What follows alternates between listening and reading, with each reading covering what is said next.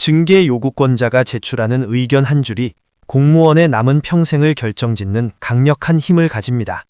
그들이 작성하는 서류 속에는 단순한 사실관계를 넘어선 징계의 방향성이 담겨 있기 때문입니다. 오늘은 공직사회의 징계 요구권자의 의견에 대해 깊이 파헤쳐 보겠습니다.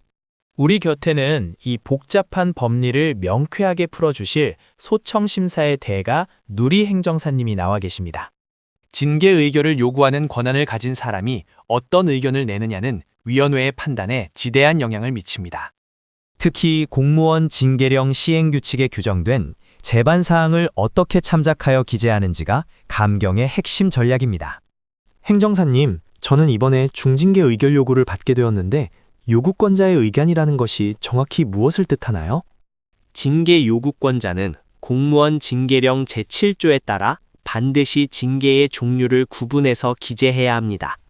구체적으로는 파면이나 해임 혹은 강등과 정직에 해당하는 중징계인지 먼저 명시해야 합니다. 또는 감봉이나 견책과 같은 경징계로 구분하여 의견을 내야 하며 이는 위원회의 가이드라인이 됩니다. 제 경우에는 감사원에서 직접 징계 요구가 내려왔는데 이런 상황은 일반적인 경우와 무엇이 다른가요? 감사원장이 징계 종류를 구체적으로 지정하여 요구한 경우에는 그 종류를 그대로 기재하게 되어 있습니다. 이런 경우에는 일반적인 징계 의결 요구보다 훨씬 더 엄격한 잣대가 적용될 가능성이 높습니다. 그렇다면 징계위원회가 의결할 때 참고하게 되는 구체적인 항목들은 어떤 것들이 있습니까? 공무원 징계령 시행규칙 제3조에 따른 별표 2의 규정을 보면 업무의 성질에 따른 관련도가 명시되어 있습니다. 혐의자가 업무와 얼마나 밀접한 관련이 있는 상태에서 비위를 저질렀는지가 중요한 판단 기준이 됩니다. 제가 평소에 성실히 일했던 점이나 포상을 받았던 기록들도 요구서에 포함이 되는 것인지 궁금합니다. 당연합니다. 혐의 당시의 직급뿐만 아니라 평소의 행실과 공적 사항도 반드시 구체적으로 명시되어야 합니다. 징계 요구권자는 혐의자가 얼마나 깊이 뉘우치고 있는지에 대한 정도까지 의견서에 담아야 합니다. 비위 행위가 공직사회 내외에 미치는 영향이라는 부분은 상당히 추구적인데 어떻게 평가되나요? 공직기강을 얼마나 흔들었는지 혹은 국민들의 신뢰를 얼마나 실추시켰는지를 종합적으로 고려합니다. 이 과정에서 관계 증빙 자료를 첨부하여 징계위원회가 객관적인 판단을 내릴 수 있도록 돕게 됩니다. 저는 억울한 면이 많은데 혹시 징계 요구권자에게 감경을 요청해달라고 부탁할 수도 있는 건가요? 규칙 제4조 제3항의 규정을 적용해달라고 요청할 수 있는 권한이 징계 요구권자에게 있습니다. 이 조항은 징계 양정의 기준을 적용함에 있어 정상을 참작할 수 있는 근거가 되므로 매우 중요합니다. 소청심사 단계에서 이러한 요구권자의 의견을 뒤집거나 인용을 받아내는 전략은 무엇입니까? 요구권자가 기재한 비위의 영향이나 평소 행실이 사실과 다르다는 점을 입증해야 합니다. 특히 업무와의 관련도가 낮거나 직무 수행 과정에서의 불가피한 과실이었음을 논리적으로 증명해야 하죠. 만약 제가 파면이나 해임 위기에 처해 있다면 어떤 자료를 준비하는 것이 가장 유리할까요? Undefined. 과거에 받은 표창이나 헌신적인 봉사활동, 그리고 동료들의 탄원서 등을 전략적으로 배치해야 합니다.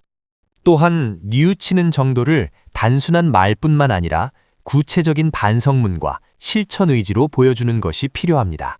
직권면직 가능성도 언급되고 있는데 이 부분도 소청심사위원회에서 다툴 수 있는 영역인가요? 직권면직 또한 공무원 신분을 상실시키는 강력한 처분이므로 소청심사의 대상이 될 수 있습니다.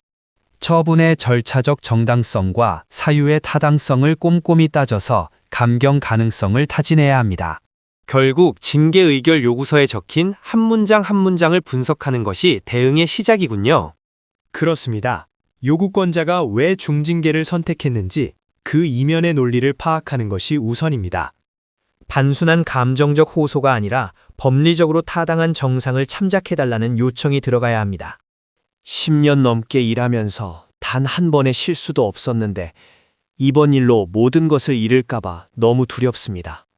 평소 행실이 좋았다는 점은 징계위원회에서 매우 강력한 감경 요소로 작용할 수 있습니다. 성실했던 근무 이력을 객관적인 데이터로 증명하여 위원회의 마음을 움직여야 합니다. 감사원 요구 건의의 경우에는 일반 징계보다 인용을 받아내기가 훨씬 까다롭다고 들었습니다. 감사원 요구는 이미 고도의 조사를 거친 결과물이기 때문에 더욱 치밀한 방어 논리가 필요합니다. 하지만 감사 과정에서 누락된 정상 참작 사유가 반드시 존재하기 마련이며 이를 찾아내는 것이 기술입니다. 제가 소청 심사를 신청하면 결과가 나오기까지 보통 어느 정도의 시간이 소요되나요? 보통 60일에서 90일 정도 소요되지만 사안의 복잡성에 따라 기간은 달라질 수 있습니다. 그 시간 동안 우리는 징계 요구권자의 의견에 반박할 수 있는 최적의 대응 시나리오를 완성해야 합니다. 징계 절차의 매 순간이 공무원분들에게는 피를 말리는 고통의 시간일 것 같습니다. 그렇기에 전문가의 조력을 받아 절차상의 작은 빈틈이라도 찾아내는 것이 생존의 길입니다. 요구권자의 의견이 절대적인 진리는 아니며 충분히 법리적으로 다툴 여지가 있다는 점을 잊지 마세요. 오늘 말씀을 들으니 절망적이었던 마음에 한 줄기 희망이 생기는 것 같습니다. 저도 당장 제 징계 의결 요구서부터 다시 꼼꼼하게 읽어보고 준비를 시작해야겠네요. 혼자 고민하기보다는 풍부한 실무 경험을 가진 전문가와 상의하여 최선의 전략을 세우시길 권장합니다. 공무원 징계는 단순한 처벌이 아니라 한 사람의 인생 전체가 걸린 중대한 사안입니다. 오늘 누리 행정사님과 함께 나눈 정보들이 위기에 처한 분들에게 큰 힘이 되었기를 바랍니다. 법과 규칙은 여러분을 보호하기 위해 존재하기도 한다는 사실을 항상 기억하십시오. 수천 건의 상담 데이터와 실무 노하우로 최적의 감경 전략을 제시합니다. 누리 행정사에게 문의하세요.